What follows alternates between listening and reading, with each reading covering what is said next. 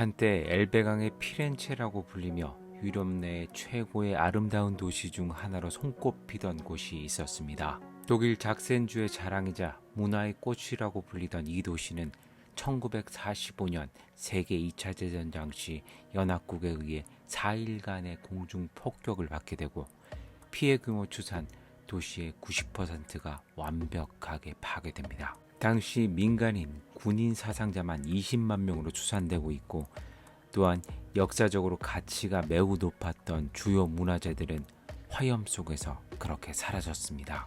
그렇게 완벽히 파괴되어 폐허가 된 도시의 사람들은 철저하게 생존을 위협받는 상황이었음에도 완파된 성당의 파편 하나하나를 안전한 장소로 옮기고 거기에 번호를 하나씩 붙였습니다.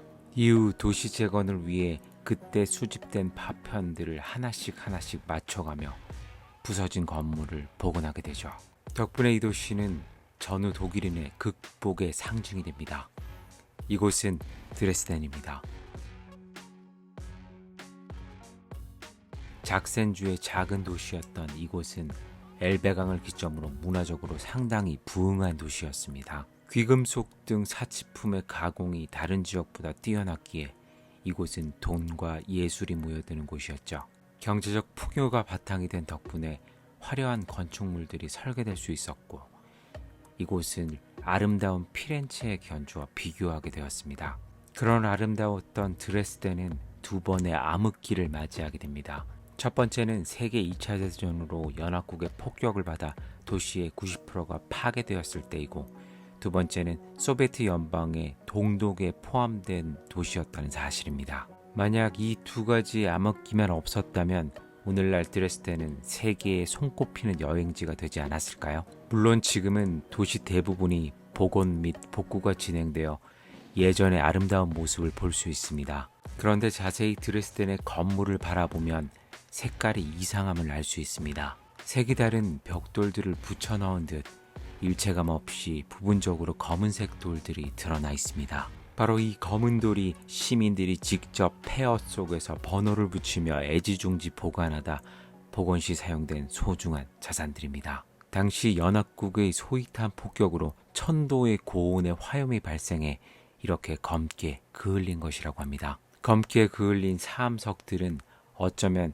전쟁의 상처의 상징이 될 수도 있지만 이들은 아픔을 외면하지 않았습니다. 이것을 보며 우리와 참 다름을 느낄 수 있었습니다. 한국은 경제개발이 진행되며 우리의 옛 문화가 부끄럽다고 생각해 부시고 새로운 콘크리트 건물을 지어내며 과거의 어두움을 지워내기 바빴습니다. 그러나 그들은 과거의 아픔조차 후대의 사람들이 기억해줘야 하는 중요한 가치라고 생각해 있는 그대로의 보존을 선택했습니다. 이 당시에 그런 생각을 할 수 있는 집단 지성이 존재했다는 것이 참 부러웠습니다.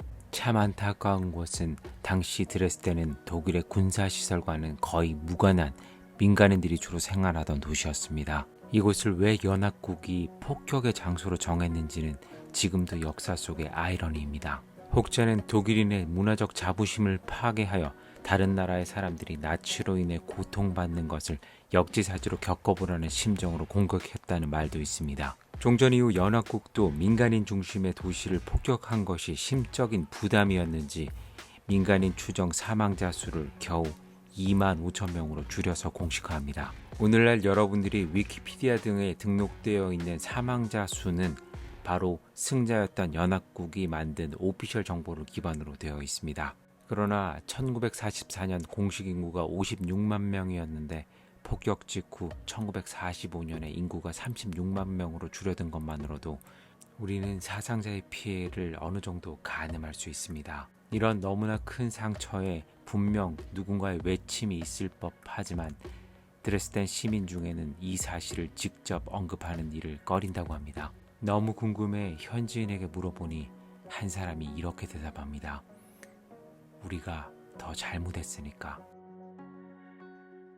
하나씩 소개하다 보니 예상보다 영상이 좀 길어지네요. 오늘은 여기까지 소개를 드리고 다음 영상부터는 드레스덴의 랜드마크들을 하나씩 소개하는 영상으로 찾아뵙겠습니다. 여전히 미숙한 영상이지만 따뜻하게 봐주세요. 그럼 다음 영상에서 또 뵙겠습니다.